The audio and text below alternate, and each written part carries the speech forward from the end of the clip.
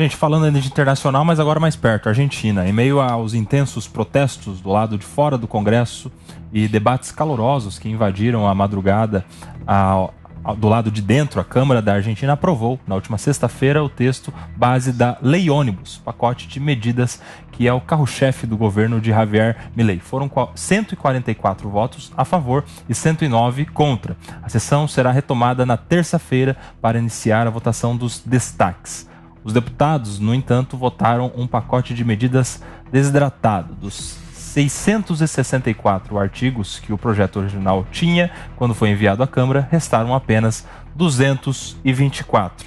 A gente vê na imagem aí a turma argentina protestando, muita gente insatisfeita com o primeiro, ou os primeiros dias de gestão do Javier Milei, ali um confronto inclusive com a polícia argentina. Eu imagino que isso aí estava no cálculo, o protesto de boa parte dos argentinos, até porque as eleições foram acirradíssimas. Agora, isso era uma certeza do cálculo. Agora, o que estava na dúvida do cálculo era a reação do Congresso, né, mano? Como que o Congresso ia reagir às propostas polêmicas, inclusive, do Javier Milei?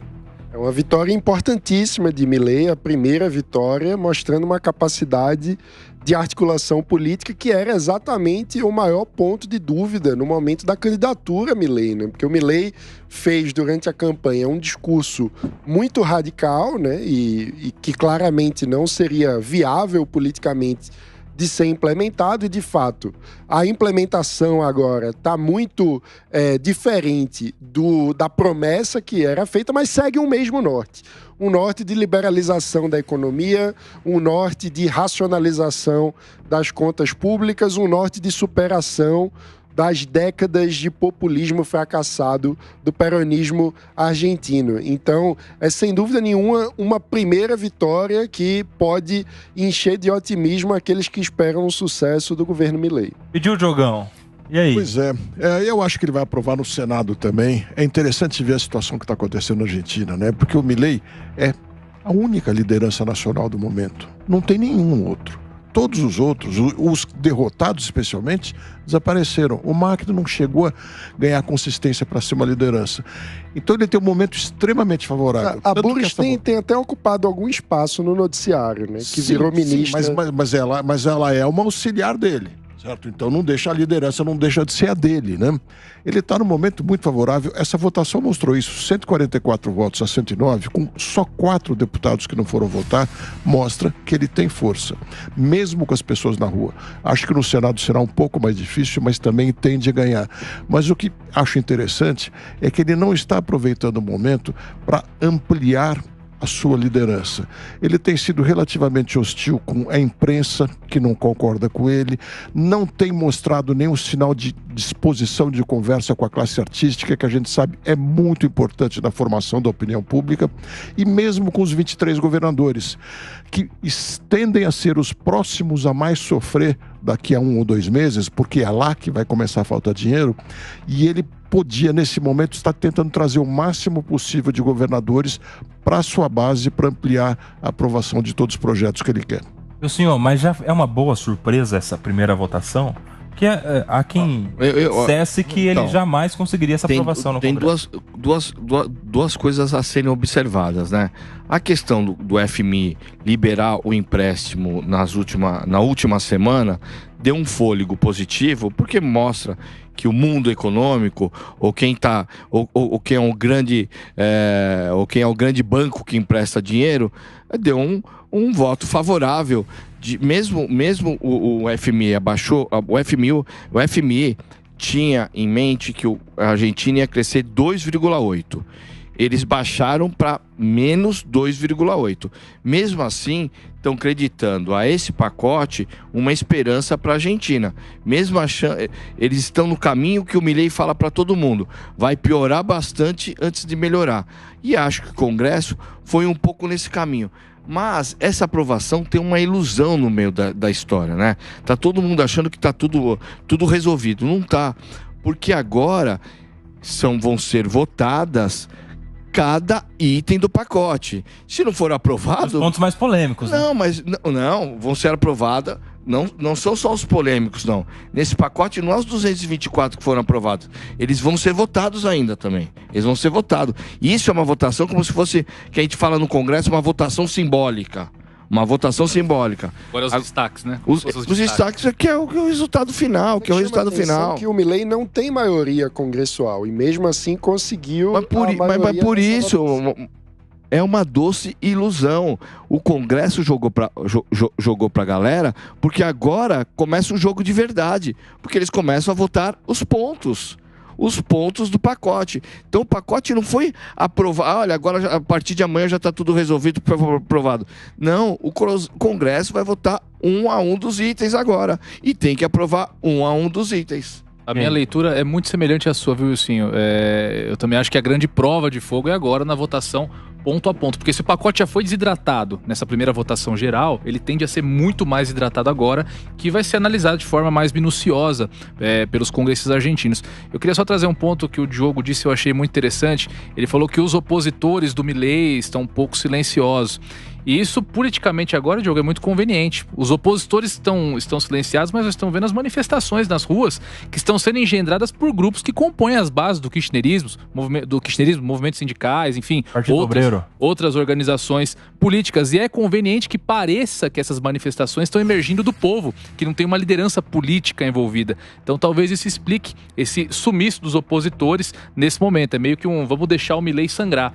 E aí, aliada ao desgaste que esse pacote vai enfrentar agora nessa nova votação, acho que é a receita para a oposição desgastar mais ainda o governo Milei. Mas é manifestação, mais do que isso, Diego, é mais do que isso. Eu quero ver se Sérgio Massa, Cristina Kirchner ou Fernandes viessem a aparecer em público tentando convocar a oposição para alguma coisa, só faria enfraquecer. Eles estão com a imagem muito, muito desgastada. Koba, só para... O projeto ainda deve ser modificado significativamente, já que as centenas de artigos serão submetidos a uma nova rodada de votações de forma individual. Sim. Ô, Vitinho, a gente tem as imagens aí das manifestações. Ana, eu quero te perguntar isso que o Diego falou, né? É um tipo de manifestação organizada, né? A gente tem instituições ali, organizações que de alguma maneira incentivam esse tipo de manifestação, inclusive ali com o nome na bandeira, ali, a Central de Estudantes e tal. Não parece muito manifestação aqui no Brasil, às vezes, esse tipo de organização de manifestação organizada, enfim, a turma chega com a mesma camiseta, com a mesma bandeira e tal. Eu acho que o Brasil e a Argentina, eles possuem várias semelhanças e essa é mais uma delas. É inerente na troca de um governo e um governo que propõe tantas medidas tão drásticas que haja movimentação popular, que haja manifestações. E nem sempre essas manifestações são lideradas com a paz, com a organização que a gente gostaria. A gente sabe, mais do que nunca aqui no Brasil, que elas podem se tornar violentas e elas acabam ultrapassando os limites da democracia e do que é saudável nesses casos. Mas acontece e vai continuar acontecendo. Olha, agora teve muita crítica aí dos opositores do Milei com uma das medidas que se for fazer manifestação, tem que ser na calçada, não pode ser na rua, tem que deixar o trânsito livre. Como é que você enxerga essa... Não, eu ia falar justamente que eu discordo dela, porque assim... A questão do povo argentino, ele sempre foi muito politizado, né? Então eles sempre foram as questões de ir para a rua, enfrentamento, desde a época do governo militar, depois nas manifestações políticas que tiveram nos governos passados. Então eles são muito atuantes, eles vão muito para o enfrentamento, diferente daqui do Brasil, que elas são movidas muito por questões de centrais sindicais ou alguns movimentos partidários. Lá eles têm lógico, existe uma movimentação por trás, lógico, de setores, mas existe uma vontade popular, assim, muito forte nesse sentido. Eu acho que o que pegou muito, a grande decisão foi quando o Milei fez a questão dentro de uma das medidas que tinham sido colocadas nesse pacote ônibus, era justamente a questão da proibição de manifestações públicas, porque ele já sabia que a população argentina ia para a rua contra ele. E uma maneira de evitar, por que a manifestação nas ruas é prejudicial e ele queria bloquear isso? Porque nas votações, quando chegar nas votações, automaticamente, lógico, os deputados vão ver como está sendo as manifestações nas ruas para decidir seu voto. Então ele precisa se eleger com esse público, então... Termômetro, né? O termômetro. Então, eu acho que a grande resposta está lá naquela que ele tentou fazer a proibição, não conseguiu, agora ele quer conter essas manifestações. Era justamente para tirar os impactos desses movimentos altamente organizados que tem na Argentina. E para falar mais sobre esses protestos na Argentina e a aprovação do mega projeto de Javier Milei no Congresso, nós vamos conversar agora com Frederico Servideu, que é presidente da Camarbra, a Câmara de Comércio Brasil-Argentina. Boa tarde, me perdoe se não pronunciei corretamente o seu nome. Muito bem-vindo aqui ao Tá na Roda. Boa tarde, muito obrigado pela oportunidade. Frederico, conta pra gente como que a população argentina está enxergando neste momento esse debate a respeito da votação do projeto de Milei. Lo que a gente está acompanhando, a população argentina está bastante interessada en entender os desdobramentos de este proceso de aprobação do pacote. Obviamente existe un grupo extremadamente politizado que está haciendo las manifestaciones que acabamos de comentar y que ustedes acabaron de comentar y de mostrar, pero existe un grupo, yo diría un grupo de empresarios interessados em conhecer o desdobramento destas medidas para reiniciar as atividades de investimentos e reiniciar os planejamentos, os negócios, a partir dos próximos passos que se esperan una vez que esta ley sea aprobada. En resumidas contas, está siendo acompañado con mucho interés por diversas áreas, de diversas formas y atendiendo diversos intereses. Diogo da Luz vai te fazer uma pergunta, Frederico. Pois não. Frederico, prazer falar consigo. A gente vê que a inflação nesse mês de janeiro foi bastante alta e a expectativa para fevereiro, se não me engano, é de até 23%. E para março, se tudo correr bem, de 15% aproximadamente. Ou seja, é bastante inflação ainda, embora começando a declinar, né? Na sua opinião, quando que isso, se forem aprovadas as medidas mais importantes, quando isso pode mudar e será que a população vai realmente compreender durante todo esse tempo e esperar, me parece, junho, julho, agosto, um pouco mais adiante ainda, para começar a comemorar alguma coisa? O presidente Milei foi bastante transparente, eu diria, quando ele comentou que os próximos 6 meses iam ser muito complicados para a Argentina. Eu acho que a população argentina ainda, lembremos que o presidente Milei ainda não cumpriu 2 meses de governo, não parece uma eternidade, porém ele assumiu 10 de dezembro, não? Ainda não passaram 2 meses. No entanto, 2 meses para a Argentina neste momento é uma eternidade. Então, indo para a sua pergunta, o presidente Milei sempre foi bastante transparente nesse discurso de que precisaria 6 meses, 8 meses, inclusive ele falou de 1 ano, para começar a ver os resultados positivos. Como o senhor falou com propriedade, a inflação deste mês e dos próximos meses continuará sendo muito alta. Lembremos que estamos celebrando que a inflação do mês de dezembro não superou 30%, e estamos quase celebrando que a inflação do mês de janeiro vai estar em torno de 20%. Veja a distorção macroeconômica da Argentina, onde se celebra lá esse tipo de inflação. Eu diria que a luna de mel do presidente Milei perante a população começa a se esgotar já nos meses de março e abril. Março e abril vai ter um impacto muito significativo, os aumentos das tarifas dos serviços públicos, vai ter um aumento muito significativo dos planos de saúde, os impactos nos custos da educação. E tudo isso vai afetar essa classe média, que obviamente é uma base importante do apoio de Milei. E o presidente Milei, entendo que terá meses complicados se a partir de abril não começa a se ver uma clara diminuição da inflação e um começo da retomada das atividades, que por sinal, nestes últimos 2 meses, ficaram muito estancadas. Atividade industrial, atividade comercial, claramente com estes índices de inflação estão em patamares muito baixos. Então, eu acho que março e abril são meses críticos para entender se a popularidade do presidente Milei continua em alta e ele permite começar a implementar as medidas de reforma macroeconômica que tem anunciado. Bem, Frederico, a Ana Beatriz também vai falar contigo. Boa tarde, Frederico.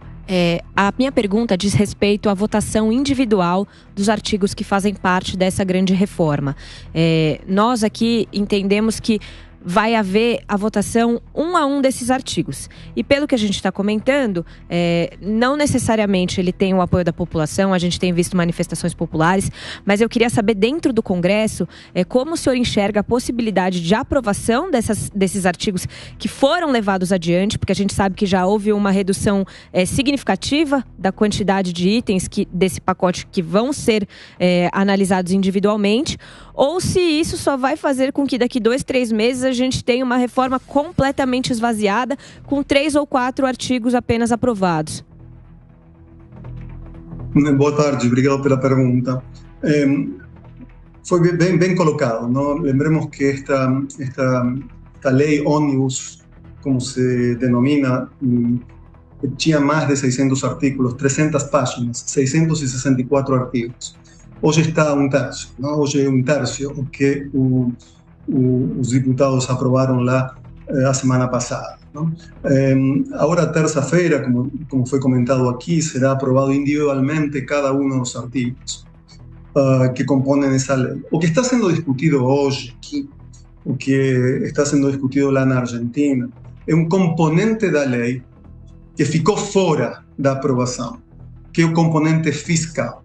Notadamente, o que se está discutindo aqui é o reparto de dinheiro federal, dos impostos federais, para com os governadores. Existe lá na Argentina um imposto às transações em moeda estrangeira, em dólares, um imposto sobre as operações em cartões de créditos e em compra de dólares, um imposto que se chama PAIS, cuja distribuição é um imposto federal, e hoje que está discutindo como uma parte desse imposto pode vir a ser distribuído para as províncias, para os estados. Vai ser chave para a aprovação individual de cada um dos artigos que ficaram depois da desidratação da lei ómnibus, como o governo consiga negociar com os governadores, que são fundamentais para conseguir o apoio para a aprovação individual dos artigos, esse aspecto fiscal. Por quê?